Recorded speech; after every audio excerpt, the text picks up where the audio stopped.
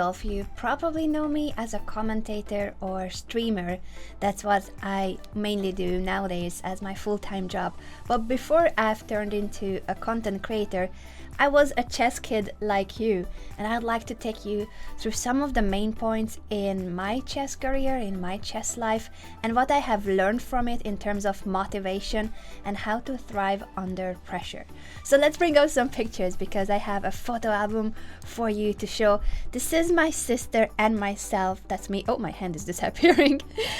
This is about at the age of 4 or 5. My sister is a year and a half younger than me, but we learned to play chess together, and at the very beginning we were studying together, we were going to tournaments together, and I truly think that she was more talented than me. In my family, I think she was at least achieving better successes, more tournament victories than I did, and I participated in my first World Youth Chess Championship under 12 category in Spain, Oropesa del Mar, because my sister qualified for the event. So she qualified from the Hungarian Championship under 10, and I went with my dad to accompany her. In the end, I was allowed to play also in the tournament, but I do want to highlight that I didn't qualify, my sister did. We had a blast, it was an amazing event, and I think for me to see a World Chess Championship in person motivated me even more to keep going to the chess lessons, to keep studying, to keep doing my chess homework, so that one day I could qualify too, and maybe I could have a shot at trying to win a medal at the European or World Chess Championship. Now, those are very far-fetched dreams, of course, at the stage when I haven't even won a Hungarian championship at this point. But I think it's good to have goals. I think it's good to have dreams, because then you know what is the reason why you are working on your chess. And because I had those dreams that maybe one day I could compete at the World Championship and have a medal, I started working on my chess more. I was very keen on going to the chess lessons. I was trying to always do my chess homework, and I did start winning the Hungarian championships of my age category. This is, I think, the under 14 category. I also won the under 12 a year later than the picture from the World Championship, and I was doing pretty well in the youth chess championships, while my sister, who is here with the Lion King t-shirt, she started dropping out of the lessons. For her it was the opposite. She had really successful years at the very beginning of her chess career, but she didn't like studying, she didn't like coming to the lessons, and eventually she stopped playing chess a few years later.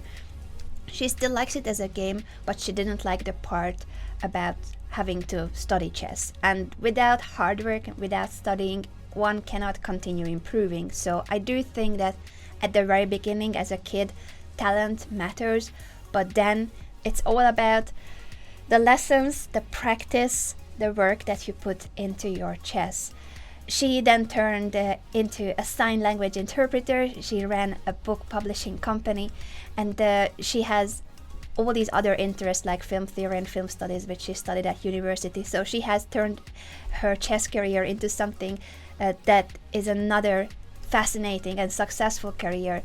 And I'm of course very happy for her and grateful for her for all the help she gave me during the initial chess years. But my main point here is that even though she was better at the beginning, because I kept going to the chess lessons, I then started to be the stronger one, and I kept being interested in studying, which is not always easy. And I think it's important that you have a goal that motivates you while you keep going to the chess lessons. So as I said earlier, I initially just wanted to win the Hungarian Championship, qualify to the World Championship, and maybe have a chance to try to win a medal. I never won a medal at the World Championship. I was fourth. Fourth was my best. But because I was having those big dreams and big goals, I started to get better because those goals made me work. And at the age of 13 or 14, I decided that I want to be on the Olympic team of Hungary. An Olympic team meaning the big boys and girls, the grown-ups. This is a picture of me at the bad age of 10. But what I did with the photograph was to cut out that emblem of the Hungarian Olympic team that was on the box of a multivitamin brand, because they were sponsoring, I guess, the multivitamin company was sponsoring the Olympic team of Hungary that year. So the emblem was on the multivitamin boxes, and I thought that I will just cut out the emblem, glue it onto my photograph, and put this picture up on my bedroom wall. So I was about 13 or 14 when I did this to my photo. It does not make you automatically a chess Olympian if you do this to a picture. That unfortunately is the sad truth. But the bright side of all this, and why I think it was really important that I did this to my picture, is that I had a clear goal and it kept me going. Because there are so many days when we don't feel like going to the chess lesson, and when we don't feel like studying, and when we don't feel like doing our homework or working not just on chess but on school subjects or anything else that requires work. It's easy to be lazy, it's easy to want to play something else, hang out with friends, and of course those are really important too. So I'm not telling you to not play with your friends, to not spend time with your friends. My friends at the chess club were another big reason for me why I really loved going to the lessons, because I could hang out with them at the chess lessons too, and we played a lot of games in the breaks outside chess too. So those are really important. But having a goal, if you're serious about your chess, I do recommend that you think of what is your goal, what do you want to achieve, even if it's a big goal. I think I never said I want to be an overall world champion. I think for me that would have been too big of a dream. I don't think I had the talent or the experience or the work necessary for that. But I did want to be an Olympian at the age of 13, and I didn't get into the team the next year, in 2 years, in 3 years, in 5 years. I kept competing at the Hungarian Youth Championships, and I kept winning or finishing second. Veronica, the tall girl next to me, so this is me, my hand is disappearing again. On the left side, the tiny girl, that's me, and the girl next to me with the blue skirt is Veronica. We were main rivals. Every single Hungarian Youth Championship was about the two of us winning or finishing second. It was our main rivalry for years, from the age of 12 until we were 20 or so. We kept on competing at every single championship against each other mainly. This is us again at a different championship. And this rivalry at the beginning, I think, made us believe that we didn't even like each other, because we were such big rivals that I think it made us difficult to want to be friends. But once we grew up, once we were about 18, 19 years old, and we started talking to each other more, we realized that we actually have a lot in common, and we became really good friends, to such an extent that in 2008 we were both competing in the Hungarian Women's Championship. Not this picture already, so I'm gonna take it off of the screen, because at that stage we are both already 20 years old when we are playing this event. We were roommates for the entire tournament. We were such good friends already that we wanted to share a room. It was a tournament that lasted almost 2 weeks. It was a knockout system, so it would start with a lot of girls and women competing, playing mini matches, and you had to win your match. A match was about 2 games. Not about, but yes, 2 games. One with the white pieces, one with the black pieces, and you had to win 2-0 or 1.5 your match in order to advance to the next stage. So every match eliminated half of the field. We were doing really well with Veronica. We were cheering for each other. We were helping each other to prepare. We were watching movies at night after the games. Not before the games. Before the games maybe it would be a bit too much. But we had a great time, and we were doing well in the tournament, up to the stage when we both ended up qualifying to the quarterfinals, to the semifinals, and then by winning the semifinals, our own semifinals, we made it to the finals, the two of us. It was roommate against roommate, and this was the point when the organizer said that maybe we should separate these two girls so that they are not in the same room while they are competing for the Hungarian Women's Championships title, the main title, and they are at the same time in the same room and preparing against each other. So then we were split. Still, of course, the friendship remained, but the title of the Hungarian Women's Championship was a huge one for both of us. At that stage, we were youth champions of the earlier age categories, but we never won a women's championship. And also the organizers announced that year that the winner of the women's championship will be on the Olympic team. Remember the picture I had on my bedroom wall for years? I did that to my photo at the age of 13, 14, and now at this championship I'm already 20 and I still haven't made it to the Olympic team. It was just this big goal, this big dream I had. So knowing that if I manage to win my match against Veronica, I will be on the team, I will manage to accomplish my dream, was a huge thing, really a huge thing for me. I played the first game pretty well, in my opinion, under the circumstances. I was nervous, obviously, because the stakes were really high. But here with the white pieces, I found this nice knight maneuver. The position is a bad balance, but because of regrouping my pieces, placing the knight here, I then start putting pressure on the c5 pawn. And it's important that even in equal positions, even in seemingly boring positions, you find a plan to play for. And one tip of mine would be, if you have a situation where it looks like there's not much to play for, we can trade rooks, and then it's really a very dry position. But an idea that you can always use is if you look at your pieces and evaluate which piece is doing well and which pieces of yours could be improved. So in this position, my rook is fine, it's on an open file. I can trade it or I can move it away, but it's okay where it is for now. The queen is defending the rook so that if black takes my rook, I can take back with the queen and keep the d5 for my heavy pieces. So I like those two pieces, and this f2 bishop is attacking the c5 pawn. On itself, that doesn't do anything, but it's an active piece. So the two pieces I was really unhappy about are my b3 bishop, which is just a gigantic pawn. It's a tall pawn on b3, protecting my c4 pawn, but being very passive apart from that. And this knight on g2, which is not doing anything.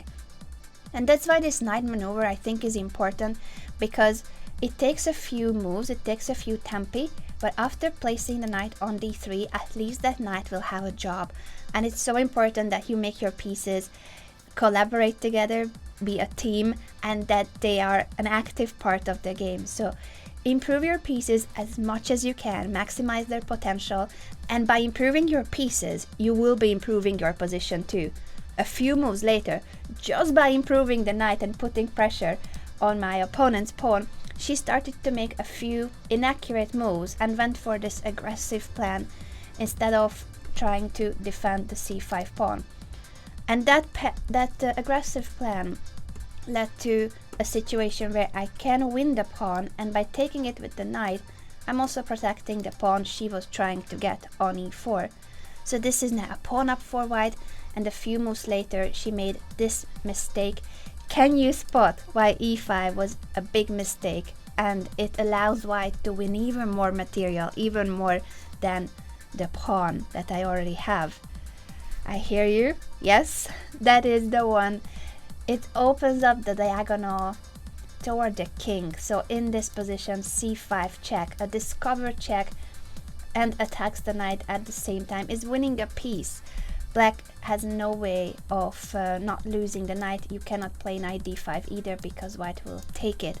So after a couple of more moves, she kept on fighting. Of course, nobody wants to resign when there's so much at stake, and she still had a few ideas to try to attack my king. Of course, white still has to be precise, but by defending everything around my king and then making sure that I can, sorry, I'm clicking here and there, but making sure that I can push the passed pawn as they should be pushed to promote them and then support it with my queen, I won the first game. So this is the first game of the mini match. I won with the white pieces, and in the next game, all I need to do is make a draw, and then my dreams come true.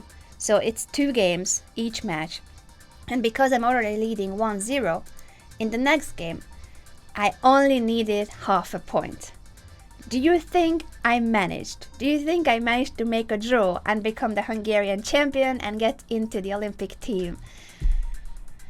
Well, I'm gonna show you fast forward this game. I won a pawn and I'm attacking now the white king. So pawn up and the great position, attacking the rook on g3, which cannot go to h3 because then I'm gonna take the pawn on g2. The rook on g4 is misplaced. I could have played, for instance, queen h5 or any other sensible move that makes my queen come back from the back rank, attack her rook, pin the rook. This is a really advantageous position for black. Not immediately winning, of course, but black is a pawn up. Black's king is safer, and I could have, as I said, brought the queen back to pin the rook and then continue improving my pieces. Remember, improving your pieces, maximizing their potential is a great way to keep progressing, to keep making progress. I always mix up the 2 words, progress and process, to keep making progress in your position. Do you think I did that? Hell no. I was really getting nervous, very nervous. I was nervous in the first game, for sure, but not as nervous as here. Because what happened is that I started thinking about the result too much. I knew that I only need a draw, and at the same time I realized I'm a pawn up. I should be in a better position. So probably I'm winning. Probably this position is even winning. Then even if I just make a draw or win this winning position, I'm on the team. And starting to think too much about the outcome of the game and the result of the game is not a good idea. Easier said than done, of course. I was really just getting this expectation of myself that finally I'm gonna win the championship and finally I'll be on the team, and this is what I've been working for so many years, and finally I get to be there on the team of the Olympic team of Hungary. No, don't. I'm gonna talk about this more after this game, but I think the reason why I lost my queen in this game and then the game a couple of moves later was because I was really almost feeling the victory and almost feeling that I'm the champion and I'm on the team, and thinking about those during the game. The game is only over when your opponent resigns. In a win, if you're winning and your opponent resigns, or you make a draw, or you need to resign, but the game is not over until there's no handshake or someone presses the resign button in an online game.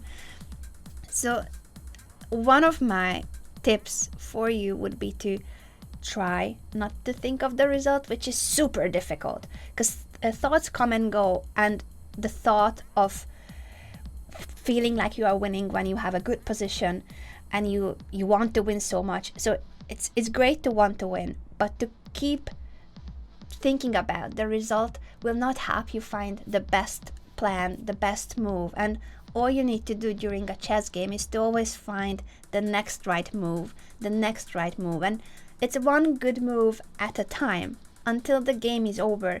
So thinking of the result is something that will not help you evaluate the position better. It will not help you find the right move faster or more correctly. It can only make you nervous, stressed, be under too much pressure because you're expecting that result, and if you will not get that result, you will be sad. And that's what happened to me. I lost this game. I lost the game. The final position was this.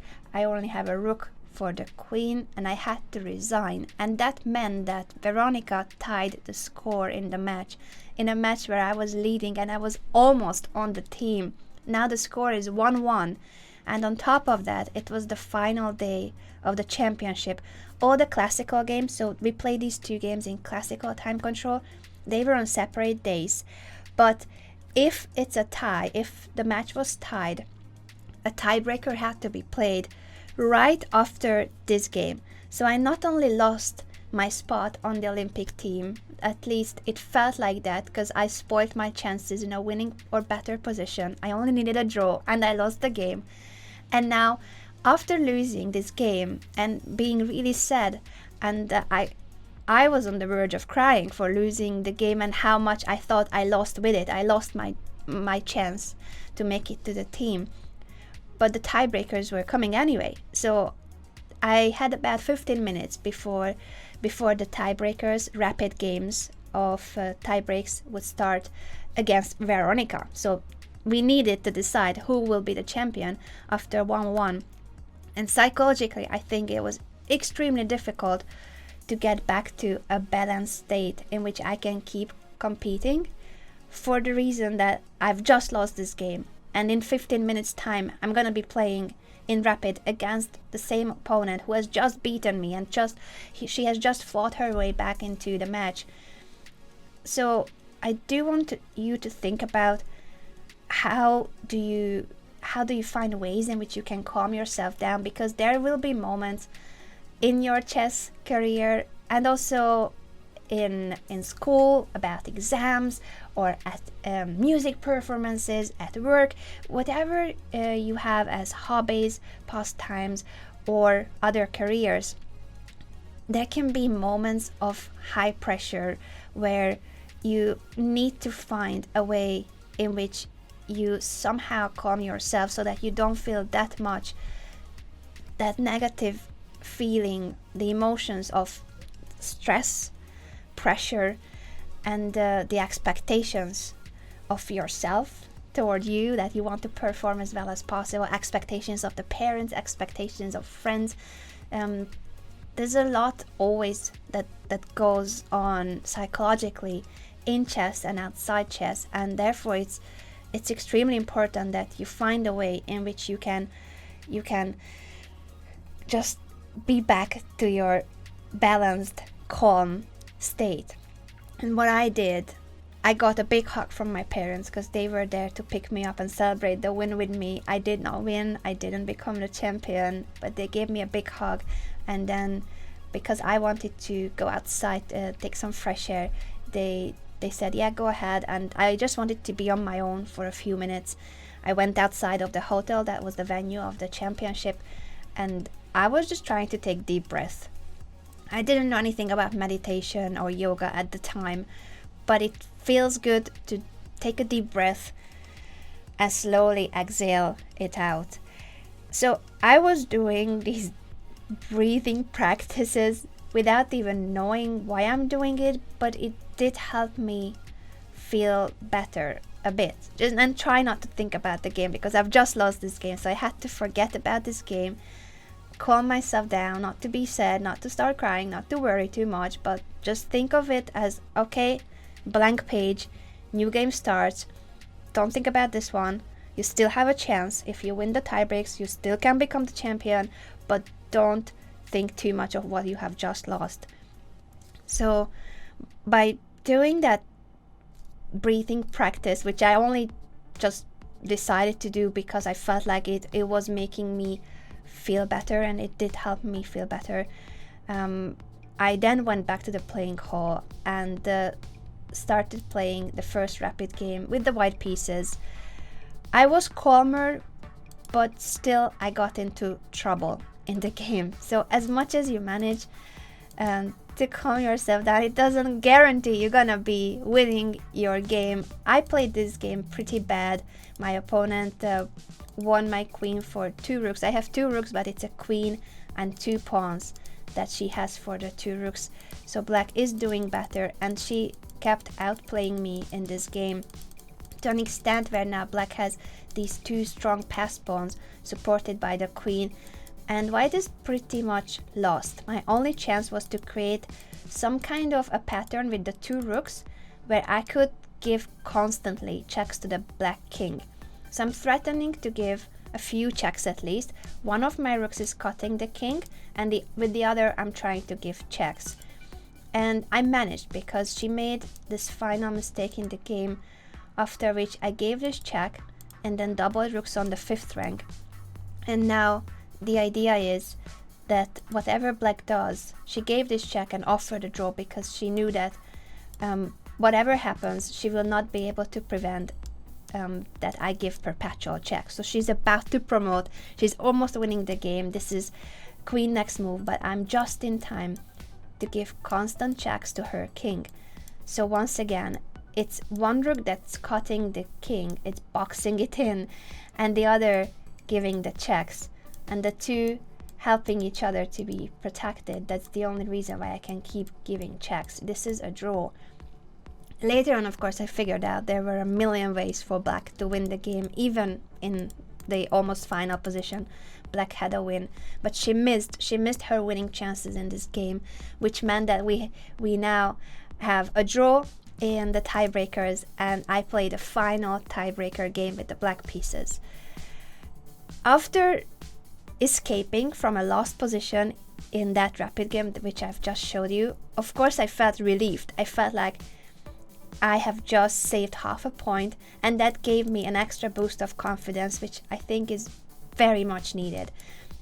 So apart from working on calming yourself down when you're nervous, when you are worried, when you're stressed out, I think it's also important that you have a way in which you can boost your confidence.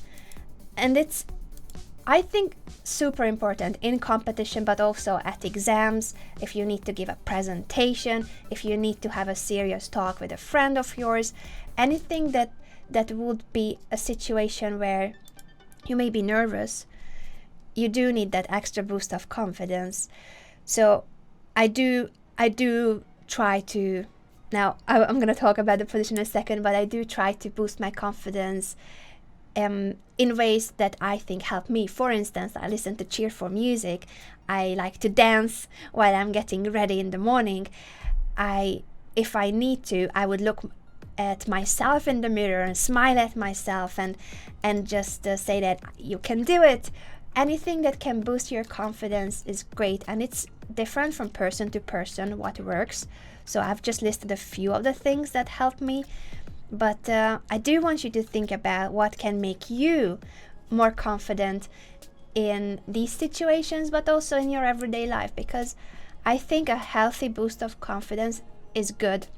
Not to be overconfident, and not to think that everything, like you can crush anyone, doesn't matter what moves you play. So overconfidence can be tricky and dangerous, but to have a healthy confidence in situations where you need to perform well, I think is a must. And even up to the present day, when now I do mainly live coverage of chess events, as a broadcaster, I also need to have the confidence that I'm gonna be able to express myself well, I'm gonna be able to cover the games well, I'm gonna be able to do a good job on camera. And it's never a scripted text that we have, it's always a spontaneous conversation. We always need to improvise what we say, even if we have some ideas on what we want to cover. Nothing is scripted. It's not like being an actress where you know what you're gonna say. So even nowadays, as a broadcaster, commentator or streamer, I think need to have those small rituals that can boost my confidence before I go live on air, so that I can give the best. I can do my best on camera, and I can do my best without being too nervous or being too stressed out. But now back to this final game and what happened. This is a very aggressive line in the French defense, but I thought, you know what, final game, all in. I may be able to get the championship title and get onto the Olympic team if I play this game well. So only this one game, my one shot.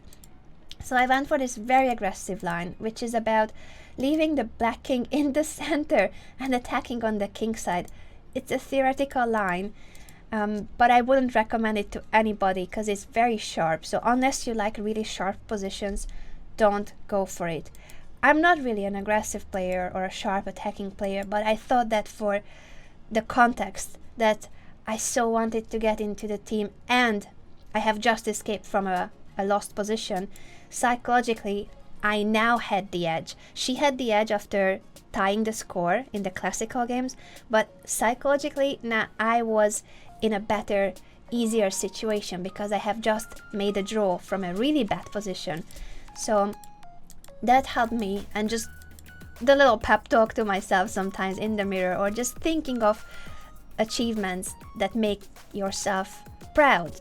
Previous results, previous events where you did well can also boost your confidence. Just recalling moments of your chess career or at school, wherever you need to have confidence. If you recall previous occasions where you did well, where you did very well, that can also boost your confidence. So those are just a few tricks you can do if you want to be more confident. Now this move, King e7, is the one I'm the most proud of. That's a confident king move. And the reason for that king move is that I cannot move this knight. I would like to take this pawn, or I would like to jump here, because right now I have a very active queen and a very active rook attacking the white king, but I need more pieces. I need to bring as many pieces as I can, and these three are not doing anything. I can't really castle here because I don't have the G and H pawns, so my king would be really vulnerable there and get mated. I want this rook here, I want the queen where it is, but I need more pieces. And knight takes e5 would have been a big blunder. Can you spot why it would have been a big blunder? It is a mistake because the knight jumps away from d7, which allows this check, and that in a discovered way attacks my queen, so I'm losing my queen. The knight cannot defend the queen because this is pinned. Either white takes the knight or plays queen takes d4 immediately. I cannot capture the white queen because my knight is pinned. So from this thought that I would like to move my knight, but I cannot because of my king being in a check, and also I would like to connect my rooks but I cannot castle, I came to the conclusion that the king on e7, as strange as it is actually pretty safe. I have these pawns protecting it, it will help me connect my rooks, and there will be no more checks on b5, so I am actually threatening to move the knight away and play knight takes e5. She defended her pawn, after which I now jump to c5 to attack the bishop, and then finally I could develop my bishop too. Look at this, suddenly my knight is active, I've developed the bishop, I've connected my rooks, and it's all because I made this really awkward move, which was the best in that position. Sometimes those strange moves can be the objectively best too, when it's justified. The king is safer here on e7 than it would have been on g8. Don't do it in every game though, don't play the bomb cloud in every game.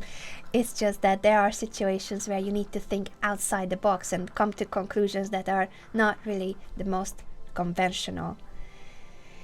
She played b3, which is a final mistake in this game, and I would like you to think if you can find the final blow, the crushing move that finished the game, because as nervous as I still was, because this was the finals of the Hungarian Championship and there was a lot at stake, I did think that by getting my confidence back and by managing to calm myself down, I was playing finally this game really well. I thought that I was doing a good job, and I calculated the winning line. It's mate in a few moves for black.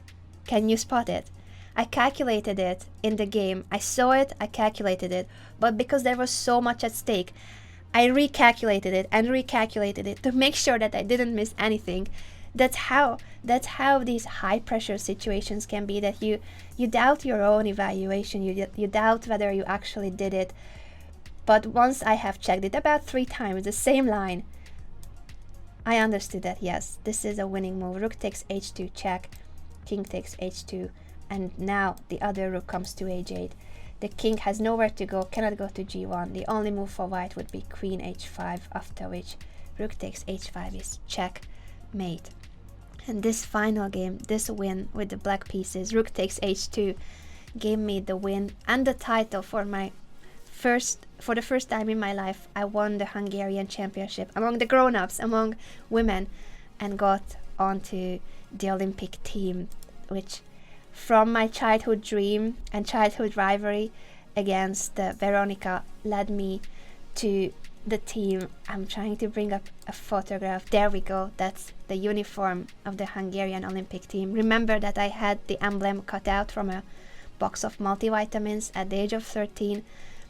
It took me about 7 or 8 years to get into the Olympic team, but I think once you have a clear goal and you keep working hard, because hard work is the key. Hard work and dedication is the key in everything that you want to achieve.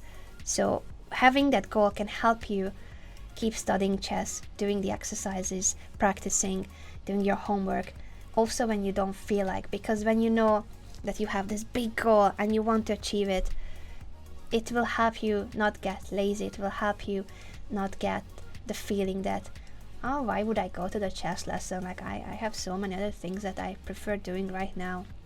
So if you are motivated in your chess, I do want you to clarify, define in your words what's your goal. And if you can make a visual board of it, even better, because looking at it every day, that picture reminded me every day as a teenager that my big goal, my dream was to be on the Olympic team.